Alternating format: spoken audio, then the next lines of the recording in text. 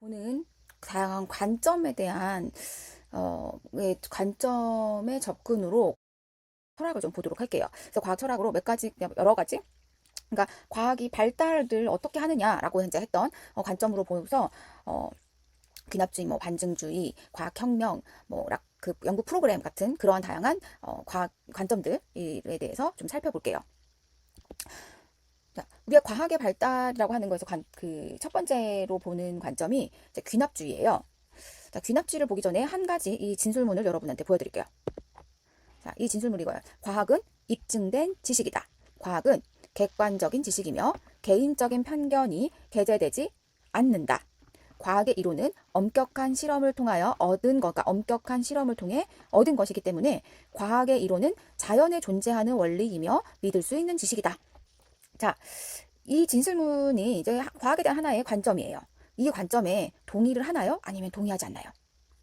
자, 어떤 부분에서는 또 동의하는 것 같은데 어떤 부분에서 또 아닌 것 같기도 하고, 자, 좀 자기 생각을 잠깐 정리를 해볼까요?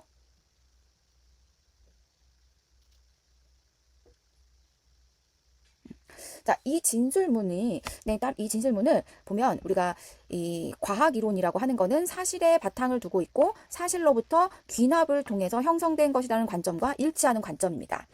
이제 이 관점을 우리가 귀납주의라고 해요. 이 귀납주의는 과학적 이론이 사실에 의한 귀납 추론에 바탕을 두고 있다라고 하는 것입니다. 그래서 귀납주의는 사실 오랜 역사를 지닌 과학적인 방법론이에요. 그래서 귀납법은 소크라테스에서 출발을 했고 아리스토텔레스에 의해서 과학을 행해지는데 사용되어 왔어요. 그리고 근대 과학의 방법론으로 기계적 철학자, 그리고 그 이후 비엔나 서클의 논리 실증주의자, 이런 사람들도 경험과 실험을 토대로 한 귀납주의를 주장을 했습니다. 귀납주의는 세상에 믿을 것은 경험적인 관찰이다. 그리고 그 경험과 관찰을 토대로 이루어진 지식만이 의미 있는 것이다 라고 보는 거예요. 그러니까 경험과 관찰, 이제 관찰이라고 하는 거 되게 많이 강조를 해요. 그래서 경험과 관찰을 토대로 이루어진 지식만이 과학적 이제 그 의미 있는 거다라고 보는 관점입니다. 일단 이제 귀납주의가 생각하는 이제 귀납의 원리를 좀 살펴보면은, 자, 이런 진술 문장이 있어요. 자, 보면은 많은 수의 A가 다양한 조건의 변화 아래서 관찰되었고 관찰된 A가 모두 예외 없이 B라는 성질을 가지고 있다면 모든 A는 B라는 성질을 가지고 있다예요. 자, 여기서 이제 이 귀납의 원리를 이제 좀 이 문장을 좀 뜯어서 볼게요. 첫 번째가 이제 요 앞에 문장이에요. 많은 수의 A가 다양한 조건의 변화 아래서 관찰된 거예요. 그러니까 뭔가 지금 우리 이 까마귀 얘기를 많이 하잖아요. 그래서 까마귀가 관찰이 돼요. 이제 까마귀가. 근데 이제 많은 수의 까마귀가 다양한 조건이면 날씨일 수도 있고 지역적인 측면들도 있을 수 있고 또 다른 게 뭐가 있을까? 뭔가 관찰하는 관찰을 사용을 했을 때 눈으로 봐도 아니면은 망원경으로 봐도 해도 멀리 볼 수 있는 것도 봐도 가까이 있는 까마귀, 멀리 있는 까마귀 다양한 조건의 변화 아래서 관찰을 했어요. 그게 이제 바로 첫 번째가 이거는 이제 귀납에서 일반화가 일어나야 되잖아요. 그래서 일반화가 일어나기 위한 조건이에요. 이 많은 수와 다양한 조건의 변화, 그러니까 다양한 조건의 변화에서 관찰된 거예요. 그 다음 거 이제 문장 또 뜯어볼게요. 자, 그러면 이제 관찰된 A가 모두 예외 없이 B라는 성질을 가지고 있어요. 그러면은 여기가 그 부분에서 가지고 있는 의미가 뭐냐면 모든 사례가 동일한 결과를 보여야 돼. 모든 사례가 다 똑같은 결과를 보여야 되는 거죠. 그러면은 그 다음 마지막 이제 보면은 모든 A는 B라는 성질을 가지고 있다라고 한 거죠. 그래서 조건이 이 만족이 되면은, 근데 앞에 이제 이 조건 있죠. 관찰되고 이러한 동일한 결과를 보였어. 이 조건이 만족이 돼요. 그러면은 이 모든 A는 B라는 성질을 가지고 있다는 보편 언명이 옳다라고 하는 거가 이제 귀납의 원리입니다. 이제 귀납주의에서는 또 하나가 연역추리가 또 있어요. 연역추리는 보면 뭐냐면 이제 세 문장이 있습니다. 1, 2, 3번. 모든 물체는 공중에 놓으면 떨어져요. 이걸 우리는 보편 언명, 법칙과 이론 이런 것들을 이제 의미를 합니다. 보편 언명이에요. 그런 다음에 이것은 물체다라고 해요. 이제 어떤 물체라는 거죠. 초기 조건이 붙었습니다. 그러면 이 물체도 떨어질 거다라고 하는 거는 예측을 한 거예요. 이거를 조금 더 보면은 요 두 문장 있죠. 모든 물체는 공중에 놓으면 떨어진다 하는 보편 언명과 그 다음에 이것은 물체다라고 하는 초기 조건이 있어요. 이 초기 조건은 바로 전제가 돼요. 전제가 되고 이 마지막 세 번째 이 물체 예측에 해당한 이 물체 떨어질 것이다 라고 하는 거는 이 전제에 따라서 결론이 되는 거죠. 그래서 연역추리는 전제가 참이어야만이 결론도 참이다 라고 하는 거가 성립이 됩니다. 그래서 이제 귀납주의는 보면 관찰 결과와 관찰 사실들이 바로 이제 통해서 법칙과 이론이 만들어지게 되고 이 법칙과 이론을 통해서 예측과 설명을 하게 돼요. 그러면은 이 사실 관찰 결과와 사실들이 법칙으로 갈 때는 귀납이 이제 작용을 하게 됩니다. 그래서 이제 특히나 이제 사실 같은 경우에는 관찰 언명을 좀 의미를 해요. 관찰하는 언명을 의미를 하고, 이 관찰 언명은 이제 관찰한 건 사실 시공간적으로 제한되어 있잖아요. 어떤 지역에 어떤 그 조건 하에서 관찰되어 있느냐에 따라서 시간이라든지 그 다음에 공간도 마찬가지로 공간도 제한되어 있죠. 그래서 특수 언명이다라고 하기도 합니다. 그래서 이 법칙과 이론이라고 하는 거는 이런 특수한 언명을 그 관찰 언명으로부터 일반화한 것이잖아요. 그래서 일반화한 거라고 해서 이거는 공간과 제한이 비교적 적은 거죠, 제한이. 그래서 이거 같은 경우는 우리가 보편 언명이라고 얘기를 해요. 그래서 앞에서 우리가 귀납의 원리 했을 때 마지막 했던 거가 이제 결론이 냈던 게 보편 언명이었잖아요. 이런 귀납을 통해서 보편 언명이 나오게 돼요. 그 다음에 이 법칙과 이론을 통해서 예측과 설명을 하는 데 있어서는 연역적 추리가 추리가 작동을 해서 그 연역적 추리를 통해서 예측을 하고 설명을 하게 됩니다. 이 귀납제에서 이제 일반화가 보편 언명이 돼야 되잖아요. 일반화의 조건이에요. 일반화가 조건이 뭐면 일단은 관찰을 통해 얻은 단친 언명의 수가 많은 거죠. 그러니까 관찰 결과가 너무 많아야 되는 거야. 이제 관찰 결과가 되게 많고 그다음에 다양한 조건에서 같은 결과를 얻어야 돼. 같은 결과를 얻어야 되고 모순되는 관찰 결과가 없어야 돼. 모두 다 이제 그러니까 같은 결과를 얻어야 되니까 당연히 결과가 있어야 되죠. 그러니까 모순되는 관찰 결과가 없어야 되겠죠. 그래서 이 귀납주의자가 생각하는 과학의 모습은 뭐냐면 되게 조심스러운 거예요. 왜냐면 다양한 조건에서 관찰을 해야 되고 같은 결과를 얻어야 돼. 그래서 이제 조심스러운 과학자라고 이제 과학의 모습을 이제 생각을 하고 그래서 성급하게 결론으로 비약해서는 안 된다. 정말 많은 이게 일반화가 되는 조건 자체가 이제 단층 언명의 수가 많아야 되잖아요. 관찰을. 그래서 이제 정말 많다. 섣불리 이게 많다라고 이제 판단을 하지 않는 모습들을 보이게 되는 거죠. 그래서 관찰 사례가 쌓이면 과학 지식은 부가적으로 막 이제 성장을 하는 거예요. 관찰 결과가 쌓이면. 부가적 성장을 한다라고 보는 게 과학의 모습인 거죠. 그러니까 점진적으로 발달하는 모습, 과학이라고 하는 거는 점진적으로 발전을 하는 걸 보는 관점을 갖고 있다라고 할 수가 있죠. 근데 이런 귀납주의가 문제점이 있어요. 문제점이 뭐냐면 일단은 이거예요. 관찰 언명의 진실성이에요. 자, 관찰한 사실이 모두 참일까라는 거죠. 자, 관찰한 사실이 모두 참일까? 아니죠. 관찰한 사실은 아닙니다. 왜냐면 여러분이 알고 있지만 관찰의 감각기관 의존성이에요. 우리가 관찰을 오감을 만약에 관찰한다라고 하면은 사람마다 보는 거라든지 그러니까는 그리고 듣는 거, 청각 같은 경우도 이런 거 있어요. 어떤 우리가 한때 그런 거 있었잖아요. 좀 몇 년 전인가 뭐 10대만 들을 수 있는 그런 주파수가 있어서 10대 애들이 듣는데 왜 이제 나이대에서는 그 주파수에서 나는 소리를 듣지 못하는 거예요. 그래서 그거를 10대 아이들이 그 주파수를 통해서 뭐 휴대폰이라든지 이런 거 설정을 해놓고 자기만 안다든지 막 이렇게 하는 게 있다 막 이런 일이 있었거든요. 그러니까 청각이야. 그러면은 특정 연령대나 이런 때에서는 되면은 그거를 듣지를 못한다는 거잖아요. 그러면은 똑같은 자리에 있어. 그래서 관찰을 하는데 학생 이런 거죠. 10대 아이는 잘 들려. 그래서 무슨 소리가 들리네. 그래서 기록을 해요. 관찰한 거를 자기가 이제 관찰한 걸. 그런데 좀 더 이제 그게 들리지 않는 영역대에 있는 나이에 있는 사람이 그걸 똑같은 관찰을 해요. 오감을 이제 청각을 이용해서 또 관찰을 했는데 안 들리는 거지. 그러면은 관찰하는 사실이 그러니까 A라는 이 10대 A는 어떤 소리가 들렸다라고 관찰을 했어요. 관찰한 거를. 어디에서 이런 소리가 들렸고, 어디에서도 이런 소리가 들렸고, 어디에서 이런 소리가 들렸다. 이렇게 하겠죠. 근데 이제 다른 반면에 그게 들리지 않았던 B라는 사람은 어디에서는 어떤 소리가 들리지, 어떤 소리도 들리지 않았다. 그러니까 어떤 소리도 나지 않고 조용했다. 또 어디 갔을 때 또 어떤 소리가 들리지 않고 조용했다. 이렇게 되니까 당연히 이제 기록을 다 두 사람이 각각 그 오감을 이용해서 관찰을 했지만 결과는 다르게 나타난 거죠. 그래서 어떤 감각기관을 가지고 있느냐에 따라서 다르게 보여질 수가 있고, 그다음에 색이라고 하는 것도 어떤 사람이 봤을 때 색을 다르게 볼 수 있는 그런 것도 있고, 그래서 되게 다 상당히 뭔가 이제 그런 관찰이라고 하는 것 같은 게 좀 다를 수 있다. 느껴지는 거, 뭔가 느끼는 것도 다를 수 있고 하니까 그 감각기관의 의존성을 가지고 있고, 그다음에 이제 관찰의 인지구조다라고 하는 것도 보면은 관찰자가 어떠한 인식을 갖고 있느냐에 따라서 다르게 관찰을 할 수가 있다라고 하는 거죠. 그다음에 이제 이론 의존성이라고 하는 것도 마찬가지로 관찰을 하는 사람이 어떠한 이론을 가지고 있냐, 어떤 지식을 갖고 있느냐, 이거에 따라서 관찰에 대해서 관찰을 다르게 볼 수가 있는 거죠. 그러니까 결국에는 우리가 관찰한다라고 하는 거는 관찰자가 어떤 경험을 하고 있고 어떤 지식을 갖고 있고 그다음에 관찰자가 기대하는 게 있잖아요. 사실 우리가 관찰이라고 하는 걸 할 때 보면 내가 기대하는 결과가 있어. 그러면은 그 기대하는 결과가 나오기를 바라면서 관찰을 한단 말이에요. 그러면은 내가 기대했던 대로 그런 결과가 나왔다고, 관찰 결과가 나왔다라고 보는 거지. 사실은 아무런 그런 것들이 아니었는데, 그러니까 우리가 불꽃 실험 같은 경우에서 나트륨 같은 경우가 이제 대표 하나 예로도 들 수도 있는데, 이 나트륨의 경우에는 우리가 불꽃색이 노란색이라고 얘기를 하잖아요. 근데 실험을 하다 보면은 사실은 주황색으로 보이는 경우도 상당히 많습니다. 주황색으로 보이는, 오렌지 색깔 보이는 게도 많은데, 우리는 관찰을 했을 때 나트륨이라고 하는 거를 노란색이라는 걸 알고 있어요. 그래서 실험을 했을 때 그 색깔, 불꽃의 색깔을 봤을 때 노란색이라고 나올 걸 기대를 하고 보죠. 기대를 하고 봐. 그래서 학생들이 보면은 나트륨의 불꽃 반응 관찰한 거를 기록을 해요. 그러면은 노란색으로 보인다라고 생각을 해요. 그래서 노란색에 딱 써요. 근데 실제적으로 보면 주황색인 거지. 그러니까 우리가 시각적으로 봤을 땐 얘가 주황색인 건데 주황색으로 보이기도 하는데 노란색이라고. 물론 노란색으로 보이기도 하는 사람도 있어요. 그런데 이제 그 많은 경우에도 주황색으로 보이기 때문에 이제 그 문제가 왜 그러지라고 했던 이런 일이 일어나는데 내가 노란색으로 기대했기 때문에 노란색이라고 결정을 써버리는 거죠. 그래서 관찰자가 어떠하냐, 누구냐에 따라서 관찰 사실들이 모두 참이다, 아니면 모두 동일한 결과가 있는 게 아니니까 참이다라고 할 수가 없는 거죠. 결국 이제 이거 아는 만큼 보이는 거예요. 우리가 사실 이런 얘기 많이 하잖아요. 아는 만큼 보인다라고 하죠. 그러니까 우리가 알면은 보이는데 모르면 안 보이는 경우들이 많아요. 일상생활에서도 보면은 뭔가 있을 때 뭐 안 보인다라고 하는 거는 내가 그거에 대해서 인지하거나 잘 모르기 때문에 안 보이는 거고 생각을 안 하는 거니까. 그러니까 이런 것도 있어요. 우리가 병원에 갔을 때 엑스레이나 MRI 같은 걸 찍죠.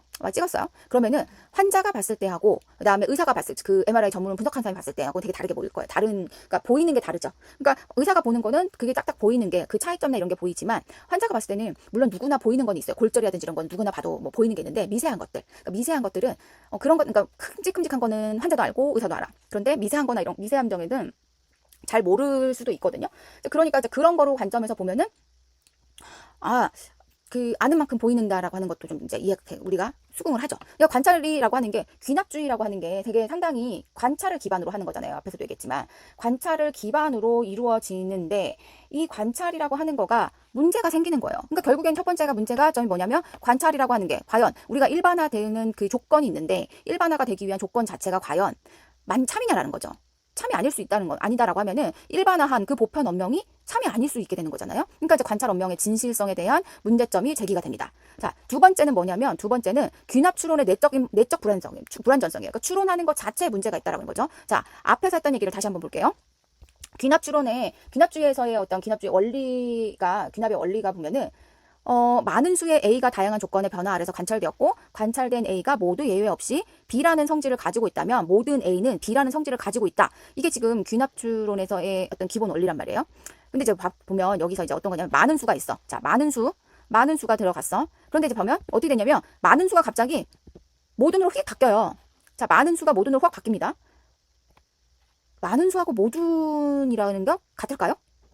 많은 수하고 사실 모두 다다라고 하는 거는 다르죠. 그런데 그러니까 많은 수에서 모든으로 나면서 논리적인 비약이 생기는 거예요. 너무 점핑을 한 거지. 논리적인 비약에서 점핑이 생기는 거야.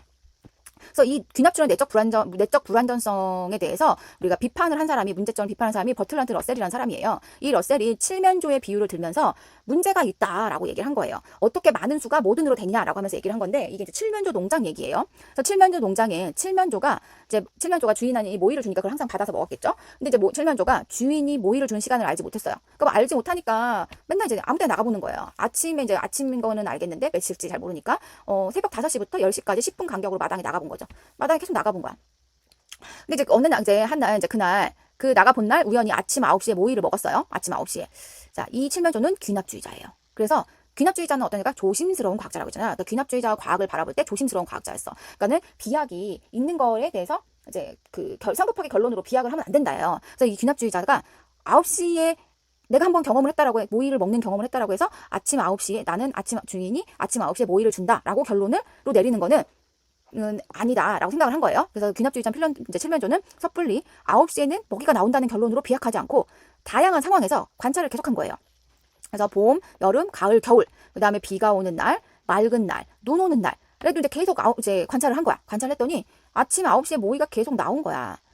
그러면 이제 많은 수의 관찰을 한 거죠. 전제 조건으로 많은 수의 A를 관찰한 거야. 그러면 이제 일반화된 전제 조건이 이제 주어진 거죠. 관찰을 했고, 그 다음에 그 관찰 결과가 다 동일했어. 아침 9시에 모이가 나왔어. 자, 그러면은 이제 결론을 내릴 때가 됐죠. 단층 언명이 많은 거죠. 많은 수가 됐고, 동일한 결과를 얻었어요. 그러면은 일반화 조건을 만족한 거야. 그리고 모순되는 관찰 결과가 없었어. 이거 완전히 이제 만족을 했죠. 그래. 만족을 했으니까 칠면조가 생각을 하기를 이제 결론을 신중하게 내린 거죠. 신중히 결론하게 내렸어. 그래서 아침 9시에 모이가 나온다라고 결론을 내렸습니다. 자, 그래서 이제부터 칠면조는 9시에 되면은 나는 이제 아침을 먹는다라고 했는데 결론을 내린 다음 날 아침 칠면조는 아침에 9시에 이제 모이가 나오니까 9시에 모이를 먹으러 갔겠죠. 근데 모이가 아니라 대신에 농장 주인이 칠면조를 잡은 거예요. 왜냐면 크리스마스 가족 모임에 우리 칠면조 터키 칠면조를 이제 러셀이 영국 사람인데 크리스마스 그 가족 모임에 터키 고기를 이제 먹는 그런 그런 이제 전통이 있어서 그 가족 모임을 위해서 희생이 된 거죠. 그래, 그 러셀이 얘기를 한 거죠. 봐라. 이렇게 많은 수에서 다양한 조건에서 동일한 결과를 냈고 모순되는 결과가 없었어. 그래서 일반을 내렸지. 일반화를 했지. 그런데 그 일반화는 했지만 봐봐. 그 일반화가 맞지 않지 않느냐라고 이야기를 한 거죠. 어떻게 많은 수가 모든 이로 되냐라고 하면서 버틀란트 러셀이 귀납주의를 비판을 하게 되죠. 귀납주의가 봐도 수긍을 하게 돼요. 이제 수긍을 해서 귀납주의자들이 논리적인 어떤 이 비약을 피하기 위해서 확률론으로 후퇴를 하게 됩니다. 그래서 귀납주의에서는 보면은 이제 정교화를 거쳐요. 정교화하는 과정들을 거쳐야 되겠죠. 확률론으로 할 때. 그래서 이제 이렇게 합니다. 귀납에 의한 일반화가 완전히 참으로 확인될 수는 없어. 왜냐면은 앞에 이제 칠면조의 사례처럼 아니게 될 수도 있죠. 그러니까 완전히 참으로 확인될 수 없지만 개연적인 참이 될 수 있다. 그러니까 참인 확률이 높아진다라고 하는 거죠. 그래서 과학 지식은 증명된 지식이 아니라 확률적으로 참인 지식이다라고 이제 후퇴를 하게 됩니다. 그래서 어떻게 되냐면 관찰 사례가 많을수록 관찰 조건이 다양할수록 결과에 도출된 일반화가 참일 가능성이 높아진다. 즉 이제 가능성이 높아진다로 후퇴를 하게 되는 거죠. 그래서 정말 이제 우리의 귀납주의에서의 약을 보면은 이제 정리를 해보면 이렇게 변하는 거예요.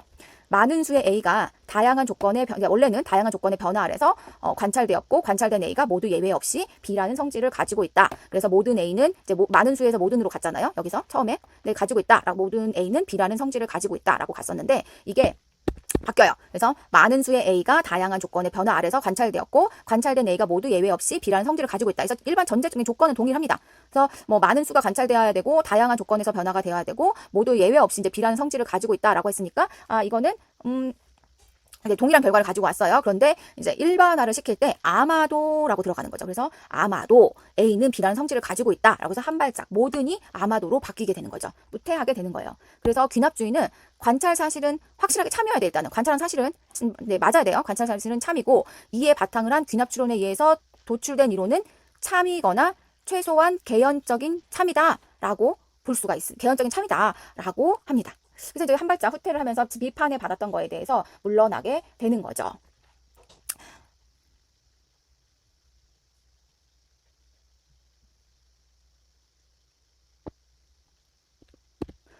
자, 이제는 우리가 두 번째로 보는 거는 이제 반중주의, 과학의 이제 진보가 일어나는 관점으로 보면은 반중주의를 좀 볼게요. 반중주의의 대표적인 사람은 우리가 칼 포퍼라고 합니다. 이 포퍼는 비엔나 서클의 논리 실증주의자들이 주장하는 귀납주의의 문제를 제기를 하며 아인슈타인의 그러니까 아까 이제 귀납주의가 비엔나 서클로 논리 실증주의자까지도 계속 이어졌다라고 했었잖아요. 이제 아인슈타인의 상대성 이론 발표에 자극을 받아서 반중주의를 제창을 해요. 그래서 그동안 귀납주의가 오랫동안 소크라테스로 시작을 해서 아리스토텔레스를 거쳐서 이제 논리 실증주의자까지 건너오게 되면서 귀납주의자들이 계속적으로 과학에서의 하나의 큰 오래된 방법론으로서 가지고 있었는데 이 귀납주의에 대한 문제를 제기를 한 게 바로 이제 포퍼입니다. 근데 이제 포퍼가 되게 아인슈타인의 과학 발표 상대성 이론 듣고 되게 상당히 충격을 받았어요. 그래서 이제 이 포퍼는 귀납주의자가 주장하는 관찰의 진실성은 인정을 해요. 관찰은 진실이다. 그러니까 포퍼도 관찰이라고 하는 거를 완전히 부정하는 건 아니에요. 그래서 관찰이라고 하는 거는 진실성, 관찰이 참이라고 하는 거는 이제 인정을 해요. 그렇지만 귀납적으로 얻은 이론은 참이라고 주장을 할 수 없다는 입장이에요. 그래서 과학 이론은 증명할 수 있는 게 아니라 오직 반증만 가능하다라고 해서 반증주의다라고 이야기를 합니다. 자, 우리가 이제 이 칼 포퍼가 이런 한 이론의 과학적 자격의 기준은 그 이론의 반증 가능성, 반박 가능성, 테스트 가능성이다. 경험 과학의 체계는 경험에 의해 반박될 수 있어야 한다. 우리가 반증주의를 잘 이제 요약하는 문장이라고 할 수가 있습니다. 이게 나오게 된 거가 계기가 뭐냐면 아인슈타인이 이런 얘기를 해요. 상대성 이론을 제시하는 논문에서 태양 근처를 지나는 빛이 어떤 각도로 휜다고 관찰될 것이라고 예측을 했어요. 그러면서 하는 말이 뭐냐면 상대성 이론을 하면서 내가 내 이론에 따라서 이런 일이 일어날 거다라고 예측을 한 거죠. 그런데 이제 그러면서 이런 얘기를 합니다. 이 예측이 틀렸다면 내 이론이 틀린 거야라고 얘기를 하는 거예요. 그 말에 포퍼는 충격을 받아요. 그러면서 반대 사실에 그러니까 내 예측이 틀려서 내 이론이 틀렸어. 그게 그런 거죠. 원래 아니 예측이 틀릴 수도 있지. 내 이론은 맞아. 이렇게 갈 수가 있는데 아인슈타인은 내 예측이 틀렸으면은 그냥 틀린 거지라고 얘기를 한 거예요. 내 이론이 틀린 거지. 그래서 반대 사실에 무너질 준비가 되어 있는 이론이야말로 진정한 과학 이론이다라고 이제 포퍼가 생각을 하게 된 거죠. 그러면서 이제 포퍼가 과학 이론과 가설이라고 하는 거, 포퍼의 입장에서는 과학 이론과 가설이다라고 하는 거는 과학 이론과 가설은 반증되어 폐기될 준비가 되어 있는 거예요. 언제든지 반증 언제든지 폐기할 수 있다. 아인슈타인 얘기한 것처럼 내 이론이 틀린 거다라고 이제 할 수 있을 준비가 되어 있는 거죠. 그래서 이 포퍼가 입장에서 보면은 아직 반박되지 않고 살아남아 있는 추측들인 거죠. 포퍼 입장에서는. 그래서 이 포퍼는 이제 반증주의다라고 이제 하면서 나온 게 이제 이름에서도 알 수 있듯이 이런 반증주의에서 알 수 있듯이 반증 가능성이 어떤 과학 언어 그러니까 즉 반대 사실에 의해서 무너질 준비가 되어 있는 거죠. 그런 폐기될 준비 즉 반증 가능성이 과학적 언명의 자격이 될 수 있는 기준이 된 거예요. 그래서 이러한 그 귀납주의자의 주장이 과학 이론이 사실에 의해서 그러니까 참으로 증명될 수 있다라고 했다가 확률론으로 넘어갔잖아요. 그러니까 그렇다 할지라도 확증될 수 있다는 주장은 적절하지 않다라고 하는 거예요. 그러니까 여전히 확률론으로 갔다 할지라도 참일 가능성인 거, 참으로 가는 얘기를 계속 하고 있잖아요. 그래서 포퍼는 이렇게 말하는 주장은 적절하지 않다라고 이야기를 하면서 반증 가능성이 있냐 없느냐는 결국은 과학이냐 비과학이냐라고 하는 새로운 기준을 제기하는 거죠. 자, 그러면은 좀 더 이제 자세히 반증주의에 대해서 알아보도록 할게요.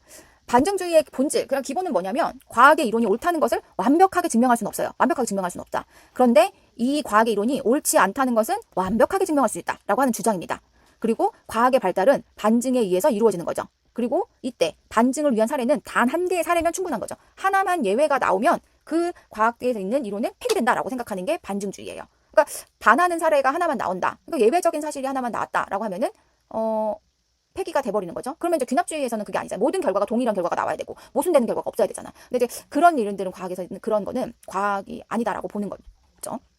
그러니까 잘못됐다. 과학을 그렇게 바라보면 안 된다라고 이야기를 하는 거예요. 그러니까 그렇게 이제 바라보는 게 과학이 아니다가 아니라 과학을 그렇게 바라보면 안 된다. 과학은 그런 형태로 형성이 되는 게 아니다라고 보는 거죠. 그러니까 과학 이론이 되려면은 일단 반증의 가능성을 갖고 있어야 되는 거다. 그러니까 폐기될 준비가 언제든지 되어 있어야 된다라고 하는 겁니다.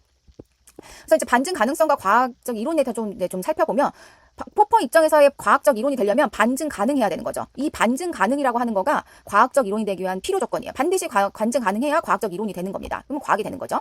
그러면은 좋은 이론이라는 건 뭐냐? 좋은 이론이라는 거는 반증 가능성이 높은 이론이에요. 반증 가능성이 높을수록 좋은 이론이다라고 보는 거고, 그리고 관찰이나 실험이나 그러니까 반증 가능성이 높은 반증이 해야 되잖아요. 그러면 이 반증의 기준이 필요해요. 반증할 수 있는 기준이 되는 건 뭐냐면 관찰과 실험인 거예요. 관찰과 실험으로 인해서 반증되는 사례가 나오는지 아닌지를 이제 찾아보는 거죠. 그래서 관찰과 실험의 역할은 뭐니까 포퍼의 입장에서 관찰과 실험의 역할은 반증의 기준이 되느냐 안 되느냐, 그러니까 반증이 되느냐 안 되느냐라고 하는 기준이 되는 그런 역할을 하는 게 바로 이제 관찰과 실험의 역할입니다.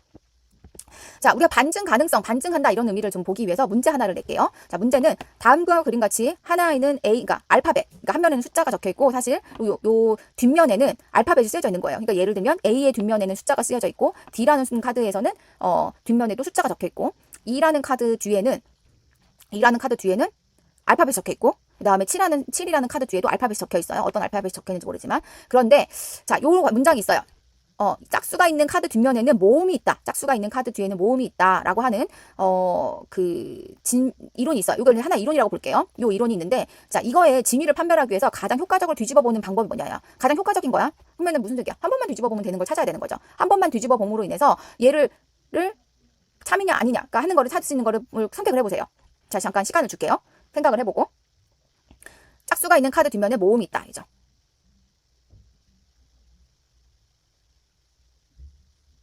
뭘 것 같아요? 이거를 1번, 2번, 3번, 4번 카드로 해볼게요. 자, 1번 카드, 2번 카드, 3번 카드, 4번 카드 쭉 해봅니다. 선택을 이제 뭐가 될까? 정답. 가장 효율적인 방법은 이 카드입니다. 세 번째 카드. 자, 2를 뒤집어서 자음이 나와. 자, 짝수가 있는 카드. 2를 뒤집어서 자음이 나왔어요. 그럼 얘는 폐기 이렇게 되는 거죠. 근데 여기 짝수가 있는 카드 뒷면에 모음이다. 사실 A는 이제 A 뒤에는 홀수도 있고 짝수도 있을 수 있기 때문에 이거는 아닌 거 정확하게 이제 알 수가 없고 확실한 거는 이제 세 번째 얘가 되는 거죠. 자, 그 다음에 또 하나를 볼게요. 반증 가능성이 있다라고 하는 거를 이제 찾아보는 걸로 해볼게요. 자, 1번부터 7번까지 문장이 있습니다. 이 1번부터 7번까지의 문장 중에서 반증 가능성이 있는 거가 반증 가능한 거가 뭔지를 한번 골라봅시다. 반증 가능한 거. 잠깐 시간을 줘볼게요.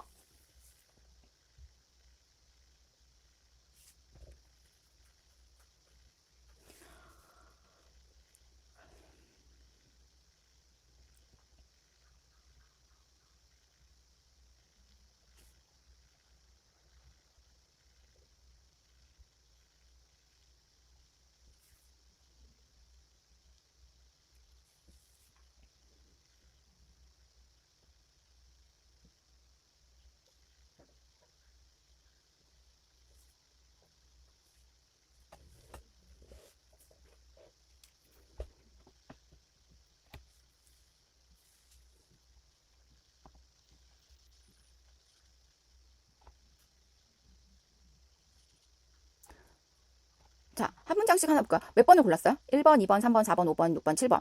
자, 반증 가능한 거. 일단 1번 문항부터 볼게요. 자, 봅시다. 오늘 일출은 6시 5분이었다. 반증? 오케이, 가능해요. 왜냐면 확인하면 되잖아요. 일출이 일어났는지, 이 시각에 일어났는지 확인을 해보면, 관찰을 해보면 반증 가능합니다. 뭐, 이때 만약에 뭐 못했다면은 그 일출 시간을 확인을 해보면 되고. 두 번째, 모든 물체는 열을 받으면 팽창한다. 오케이, 돼요. 반증 가능합니다. 참일 수도 있고 아닐 수도 있지만 뭔가 반증 가능한 거죠. 왜냐면 열을 가했는데 팽창하지 않는 사례가 나타나면, 팽창하지 않는 경우가 나타나면 물질, 그러니까 열을 가했는데 팽창하지 않는 물체가 나타나면 반증이 된 거죠. 그 다음에 세 번째, 빛이 평면겨울에서 반사할 때 입사각과 반사각은 같다. 이것도 오케이, 반증 가능해요. 어떻게? 입사각과 반사각이 같지 않은 경우가 나타나면 반증되는 거죠.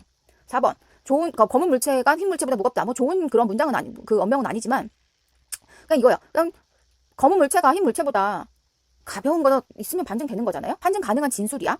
자, 그 다음에 5번 볼게요. 이것도 그래서 오케이. 오늘은 해가 동쪽에서 솟거나 솟지 않거나 한다. 솟거나 솟지 않아. 사실 이거는 동쪽에서 솟아도 반증되지 않아. 왜냐면 솟았다고 해서 동쪽에 솟는다고 했잖아요. 그 다음에 동쪽에서 해가 솟지 않아도 반증되지 않아. 왜냐하면 솟지 않는다라고 얘기를 했으니까. 그래서 이런 현상이 이제 둘 다 이게 동시에 이럴 수도 있고 이럴 수도 있는 거는 이제 안 되기 때문에 이거는 반증되지 않습니다. 그 다음에 6번이야. 그 다음에 양성자 한 개로 되어 있는 원자를 수소라고 한다. 이거는 우리가 약속인 거잖아요. 정의잖아요. 이런 정의는 반증 가능하지가 않은 거죠. 우리가 이렇게 하기로 한 거잖아. 그러니까 뭔가 이거에 반하는 사례가 나오는 게 아니죠. 이거는 그냥 이렇게 하기로 약속을 했죠. 그러니까 약속에 의한 정의는 반증 가능하지가 않는 거죠. 자, 마지막으로 모험을 하는 자만이 행운을 차지할 수 있다. 아, 이거지. 그 사람, 어떤 사람이 이렇게 얘기할 수 있어. 이거 오케이라고 한 사람도 있을 수 있을 것 같아. 왜냐면 모험이라고 하는 거를 했어. 그래서 행운을 차지하지 않았어. 그러니까 이런 거지. 나는 모험을 했는데 행운을 차지하지 않았어. 아, 반증 가능하지 않네. 반증 가능했네 라고 할 수가 있거든요. 근데 여기서 문제는 뭐냐면 모험이라는 단어와 행운이라는 단어를 좀 볼게요. 모험과 행운이라고 하는 거는 사람마다 좀 기준이 다른 거야. 어떤 사람에게는 모험이지만 어떤 사람에게는 모험이 아닌 거지. 그러면은 이 모험이라고 하는 거가 모두가 똑같은 모험이 아니야. 그러니까 모험이라고 하는 거에 대한 조작적인 정의가 필요하죠. 그 다음에 행운이라고 하는 거죠. 행운이라고 하는 것도 내가 뭔가 이런 거죠. 이런 것도 있죠. 그 행운이라고 하는 것도 막 다른 거지. 아, 내가 막 이제 뛰어가서 막 이제 뭐 예를 들면 지하철 같은 경우도 늦을 것 같은데 막 그러니까 지하철이 놓칠 것 같아. 근데 막 탔어. 그것도 이제 다행이다 하면서 아, 이건 행운이야. 이것도 행운이야. 이렇게 생각을 할 수도 있지만 어떤 사람은 그게 무슨 행운이야. 내가 진짜 열심히 뛰었지. 이렇게도 이제 되는 거지. 행운이라는 게 아니라 행운이라고 보지 않는 거야. 그런 거는 그냥 사소한 거 이런 거지. 그러면은 그 행운이라고 하는 것도 기준이 없는 거야. 사람은 다른 거지. 그래서 행운에 대한 조작적 정의도 필요한 거죠. 그래야만이 이러한 조작적 정의들이 있어야만이 이거를 반증 가능한지 안 한지를 결정을 할 수가 있는 거지. 그런데 이러한 조작적 정의가 되어 있지 않기 때문에 모험과 행운의 기준이 없어. 그러면은 반증 가능하지 않는 거죠. 그래서 결국에는 이제 이게 반증 가능하냐 안 하냐라고 하는 거를 좀 어떤 건지 좀 살펴봤어요. 자, 이런 식으로 반증가는 이렇게 과학적 이론이 반증이 가능하면 과학적 이론이다라고 보는 게 그러니까 포퍼가 이야기하는 과학적 이론이에요. 그러면은 이런 거야. 어떤 이론은 이제 그러면 이제 이런 거지. 과학 이론에서 어떤 이론이 더 좋은 이론이야? 라고 하는 질문을 하면은 포퍼가 대답을 하는 거는 이거예요. 잠재적 반증 가능자가 많아야 돼. 그러니까 잠재적 반증 가능자라고 하는 건 뭐냐면은 포퍼가 반증의 가능성의 정도, 얼마나 반증을 가능하냐라고 하는 정도를 나타내기 위해서 도입한 개념이에요. 그래서 법칙이나 이론을 반증할 수 있는 그런 관찰 언명인 거죠. 관찰 언명인데 이러한 잠재적인 반증 가능자가 많아. 이게 반증될 수 있는 가능성은 많으면서도 그럼에도 불구하고 아직까지 반증되지 않았어. 그럼 좋은 이론인 거지. 반증될 가능성이 있는데도 계속 반증이 안 되고 있어. 그러면 계속적으로 그게 반증되지 않는 사례가 나오지 않는다는 거지. 그럼 그만큼 설명과 예측이 잘 되고 있다는 얘기예요. 그러니까 과학 이론이 좋은 이론이다라고 보는 거예요. 자, 그러면은 그렇다면 이제 이거야. 잠재적 반증 가능자가 많으면서라고 했잖아요. 그러면 우리가 요 네 개의 명제에서 반증 가능성이 가장 높은 거 뭔지를 한번 골라봅시다.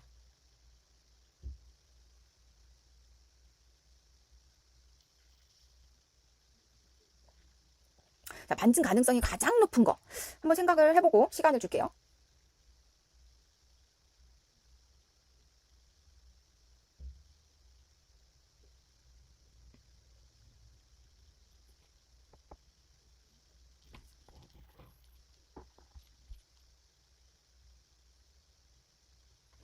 자, 반증 가능성이 높은 걸 이제 보면은 첫 번째 문장부터 볼게요. 지구는 태양을 중심으로 궤도 운동을 한다예요. 궤도 운동. 자, 지구는 이렇게 돼 있어. 그러면은 이거는 이거예요. 사실 요거는 반증 가능성이 있을까라고 본다라고 하면 상당히 제한적이에요. 왜냐하면 화성이 그러니까 예를 들면은, 그러니까 이런 게 아니라 예를 드는 거죠. 화성이 태양을 중심으로 운동하지 않는 거를 관찰됐다라고 해도 얘는 부정되지 않아. 왜냐면 지구로 한정지었기 때문에 딱 요거 지구로 한정되어 있으니까 반증 가능성이 부정되지 않는 거지. 그러니까 1번은 지구에 대한 주장이기 때문에 반증 가능성이 그렇게 높진 않아요. 딱 지구에 한정되어 있고. 자, 두 번째는 지구는 태양을 중심으로 타원 궤도 운동을 한다예요. 자, 1번 문장과 2번 문장의 차이는 뭐냐면 궤도 운동과 타원 궤도예요. 그럼 좀 더 궤도에서 타원으로 조금 구체적이야. 궤도는 원으로도 될 수도 있고 사실 타원으로도 될 수도 있고 약간의 찌그러진 어떤 모습 다양한 형태로 달 수 있잖아요. 그런데 이런 거예요. 반증 가능성이 높은 거야. 우리가 모두 다 이제 타원 궤도를 한다라고 알고 있지만 어느 날 갑자기 지구가 태양을 타원이 아닌 원 운동을 하는 게 딱 관찰이 됐어. 그러면 얘는 반증이 돼버리는 거죠. 그러니까 1번보다는 2번이 이제 1번은 그러면 얘는 이제 2번을 보면 1번을 다시 예를 들면은 1번 같은 경우는 원운동이든 원운동을 관찰했다 할지라도 1번은 반증되지 않아. 왜냐하면 궤도 운동이라고 했잖아. 정확하게 원운동인지 타원인지 말을 하지 않았어. 그러니까 모두 다 수용되는 거야. 부정되지 않아. 그러니까 반증 가능성이 또 적어지네. 그래서 1번과 2번을 비교를 하면은 자 이제 타원 2번이 이제 더 반증 가능성이 높아지는 거죠. 자, 그러면 이제 2번하고 3번 비교해 봅시다. 그럼 이제 1번이 가장 반증 가능성이 낮아. 그 다음에 2번이 반증 가능성이 더 1번보다 높아. 3번을 보죠. 봤더니 이제 바뀐 게 뭐예요? 모든 행성은 요게 바뀌었어. 자, 모든 행성은 타원을 중심으로 궤도 운동을 해. 그러면 이거죠. 여기서 이제 지구라고 하는 걸로 한정되어 있지만 이제 모든 행성이야. 그럼 화성도 볼 수 있고 목성의 경우도 될 수 있고 점점 많아지죠. 그러니까 어느 한 행성이라도 태양을 중심으로 궤도 운동을 하지 않으면 부정되는 거야. 그러니까 얘는 3번은 1번보다 2번보다 더 반증 가능성이 높아졌네요. 마지막 볼게요.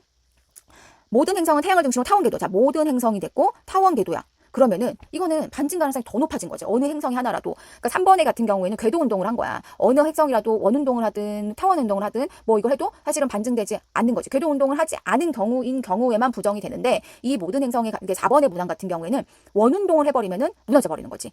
그러니까 좀 더 반증될 가능성이 더 높아지는 거예요. 그래서 1, 2, 3, 4번의 문장 중에서 가장 높은 반증 가능성이 가장 높은 거는 4번 문항이에요. 자, 그럼 4번 이걸 보고서 우리가 포퍼가 얘기하는 반증 가능성이 높은 걸 좀 볼게요. 그러면은 높은 거는 이론이 포괄적일수록 아까 이제 지구라고 한정 지은 것보다 모든 행성이라고 했을 때가 반증 가능성이 더 높아졌죠. 그래서 이론이 포괄적일수록 또 명확할수록 이제 앞에 문장을 예를 든다면은 궤도 운동이라고 하는 게 아니라 타원 궤도 운동 이렇게 딱 명확하게 정해버리니까 반증 가능성이 높아졌죠. 그래서 포퍼가 이제 반증 가능성, 잠재적 반증 가능자가 많으면서 아직까지 반증되지 않은 이론이 좋은 이론이잖아요. 그럴 때 반증 가능성이 높다라고 하는 거, 가능자가 높다라고 하는 거는 그 이론이 얼마나 포괄적이냐, 그리고 얼마나 명확하냐 할 수냐에 따라서 잠재적 반응 가능자가 많아지는 거죠. 그래서 이제 우리가 포퍼가 이제 이런 얘기를 했는데 우리가 이제는 귀납주의와 반증주의의 차이를 한번 정리를 좀 해볼게요. 귀납주의는 사실 이제 그러니까 과학적 인식을 하는 것 자체가 사실을 수집하는 것에 들어가요. 사실을. 그래서 과학적 인식은 지각이나 관찰 자료나 어떤 사실의 수집에서부터 출발을 하는 거죠. 그러니까 과학 이론이 관찰에서 도출을 하게 되는 거예요. 그래서 반면에 반증주의는 문제에서 출발을 한다라고 합니다. 그러니까 뭐냐면 우리가 알고 있는 거 사실과 일치하지 않을 때 문제가 발생을 하는 거죠. 그러니까 그 문제에서 문제가 제기가 되면은 이론이 제한이 되는 거지. 반증이 됐어.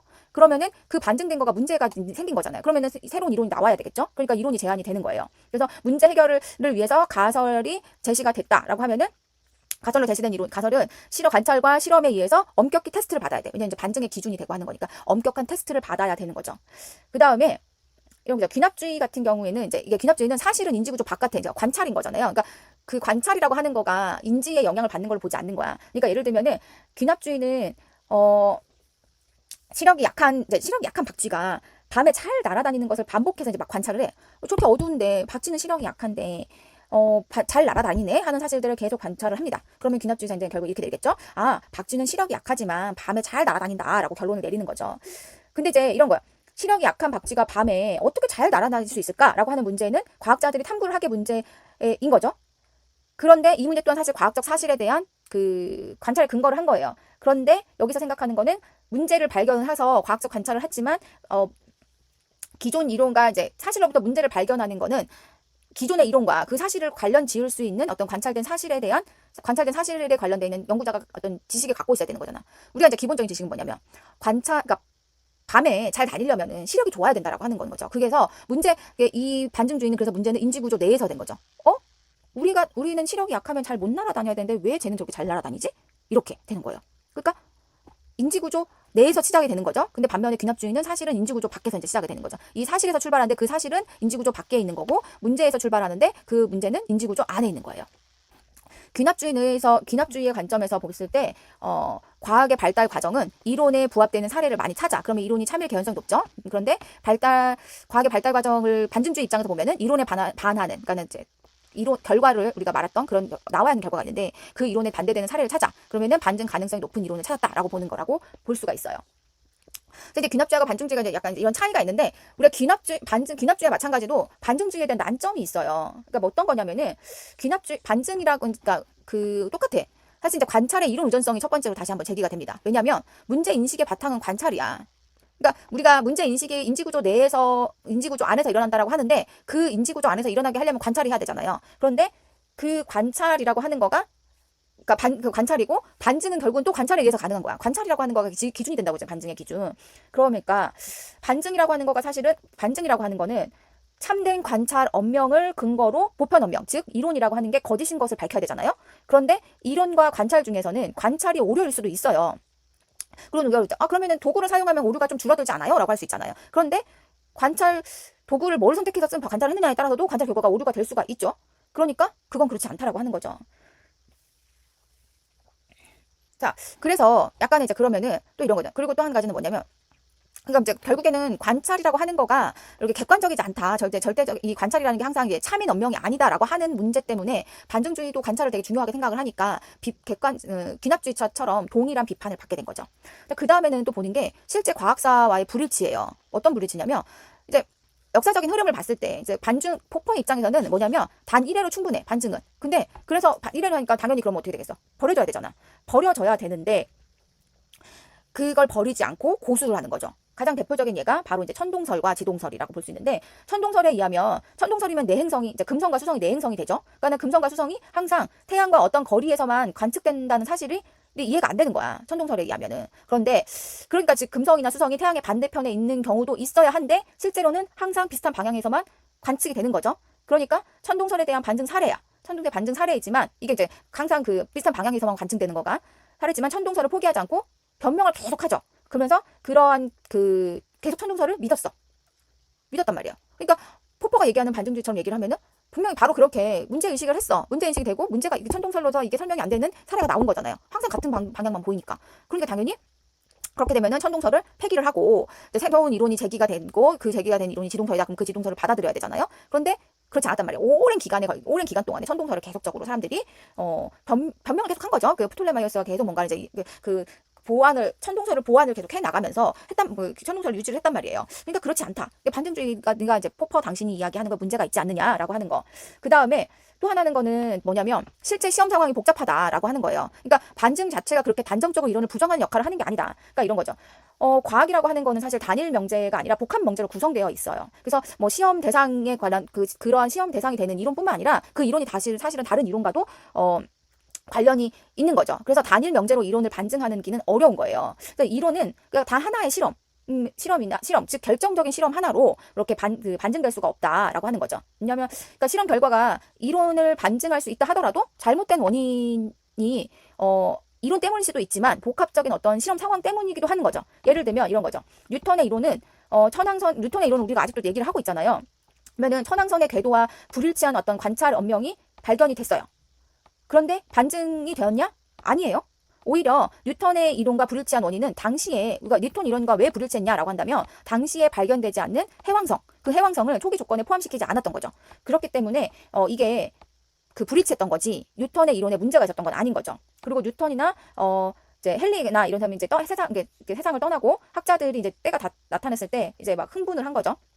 그리고 이제 학자들이 마침내 이제 해성이라고 하는 거가 1759년에 다시 나타났을 때 헨리 해성이라는 이름을 붙이면서 헨리 해성이라고 하는 거가 1835년, 1910년, 1986년 뭐 이렇게 돌아왔는데, 우리가 앞으로 언제 이 해성을 보게 될 거다라고 예측을 하고 사실 그걸 이제 그러니까 의심하지 않고 기다리고 있죠. 그러니까 뉴턴의 이론이 그 당시에 그러니까 뉴턴의 이론이 천왕성의 궤도가 안 맞다라고 했을 때 그때에 반증된 거잖아요. 그러면은 포퍼의 이론에 의하면은 반증됐는데, 사실 그 하나 이론으로만 가지고서는 관찰된 거 하나로 이 이론의 복합적인 것들을 반증됐다라고 할 수가 없는 거예요. 거기에서 이제 그 시점에서 발견되지 않았던 것들이 있었기 때문에 또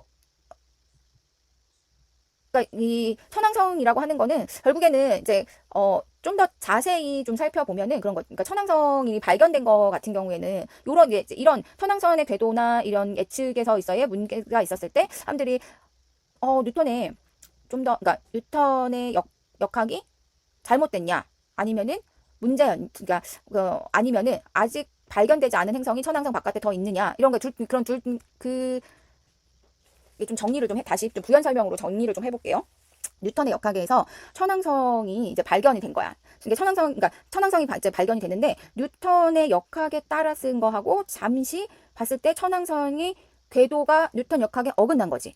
그래서 이게 좀 약간 그 관측 오차이냐로 본다라고 하냐면은 그 당시에 과학에서 봤을 때는 관측 오차가 있었다라고 하기에는 좀 그러니까 그럴 수 없는 수치였던 거예요. 그러니까 그래서 이제 이거를 계속 관측 데이터를 분석한 과학자들이 결론을 내리길 이제 이런 거죠. 뉴턴 역학이 틀렸나? 이렇게 할 수도 있죠. 그러면 이제 반증주 입장에서 보면은 천왕성의 궤도가 문제가 있으니까 확 걔를 반증된다 폐기를 하고서 얘가 다 새로운 이론을 찾느냐라고 하는 거냐라고 하는 것과 또 하나는 아직 발견되지 않은 행성이 천왕성 바깥에 더 있지 않을까라고 생각을 한 거야. 그랬을 때 과학자들은 폐기를 할 것이냐 아니면은 뭐가 더 있을 것이냐라고 했을 때 이제 둘 다를 놓고서 이제 계속적으로 연구를 한 거죠. 그래서 연구를 계속적으로 했을 때 새로운 행성을 찾았어요. 그래서 새로운 행성을 찾으면서 그러니까 뉴턴 역학에 의해서 고도로 이제 작업을 막 계속 계산을 해본 거예요. 계산을 해봤더니 어느 쯤에 행성이 있을 거다라고 생각을 한 거예요. 그리고 나서 그게 이제 발견이 됐고 그래서 해왕성이다라고 하는 이름이 붙여진 거죠. 그러니까 포퍼가 생각했던 거라고 생각을 한다면은 지금 이런 일련의 과정을 거쳤던 과학자들이 생각하는 건 포퍼가 생각했던 이상적인 과학자들은 뭐냐면 내 이론이 아인슈타인처럼 뭔가 다른 예측이 나오면 내 이론이 틀렸다라고 이제 받아들일 수 있는 그러한 그 비판적인 그런 게 있어야 되는데 과학자들이 포퍼가 했던 것만큼 그렇게 그렇지 않았다는 거죠. 그런 모습들을 보이지 않았던 거죠. 그리고 과학 연구가 이제 이루어지는 과정을 좀 보면은 과학자들이 이제 독단성을 보이기도 하고 이론에 맞지 않은 실험 결과가 나왔을 때는 이론을 버리는 게 아니라 실험 결과를 이제 무시를 하기도 하고 그러면서 이제 그러니까 그런 거죠. 심지어 아인슈타인도 개개인식 관측 결과가 어떻게 나오든 상관없이 자기 이론이 옳다고 굳게 믿었대요. 그러니까 아인슈타인의 말에 상대성 이론에 대해서 나왔을 때 말에 충격을 받고 반증주의를 주장을 했잖아요. 그래서 근데 포퍼가 그렇게 믿었던 아인슈타인도 관찰 결과가 어떻게 나오든 내 생각이 맞아, 내 이론이 맞아 라고 굳건하게 믿었다는 거예요. 그러니까 과학이라고 하는 거가 그렇게 이상적인 이미지로 그러니까 생각했던 만큼 돌아가지 않는다라는 거고 그 다음에 이제 과학 이론 자체가 뭔가 이게 그러니까는 과학이라고 하는 거가 단층 언명으로서 이렇게 이루어진 게 아니라 좀 복합적이다라고 하는 거예요. 그러니까 실제 과학이라고 하는 거가 돌아가는 거나 이게 작동하는 걸 봤을 때 복합적이 있으니 사실 이런 반증주의만으로 가지고서는 우리가 과학이 어떻게 발달하냐라고 하는 거를 설명하기는 어렵다라고 할 수가 있습니다. 그래서 이제 우리가 반증주의를 하나로 좀 정리를 하고 그 다음에 귀납주의와 반증주의가 같은 관점을 정리를 해보면 뭐냐면 반증주의는 과학의 이론이 옳다는 것을 완벽하게 증명할 수는 없지만 그것이 옳다는 것을 완벽하게 증명할 수 있다라고 생각하는 우리가 앞에서 뭐 문제가 있다라고 지적은 하고 이제 그런 난점들은 있지만 반증주의의 관점에서는 또 이게 맞아떨어지는 부분도 있기는 해요. 자, 그 다음에 이 귀납주의와 반증주의는 둘 다 과학적 사실에 근거해서 기존 이론이 점진적으로 수정을 거쳐서 발전한다는 관점을 누적적으로 발전을 한다는 관점을 가지고 있고 또 이 귀납주의와 반증주의는 과학 발달 과정을 객관적이고 합리적인 방식으로 점진적으로 발전했는데 어떤 방식으로 가냐면 객관적이고 합리적인 방식으로 발달해 나간다라고 보는 거가 이제 그러니까 귀납주의와 반증주의의 어떤 이제 그가 보는 과학의 발달해 나가는 관점입니다. 그래서 과학을 또 그렇게 바라보고 있고요.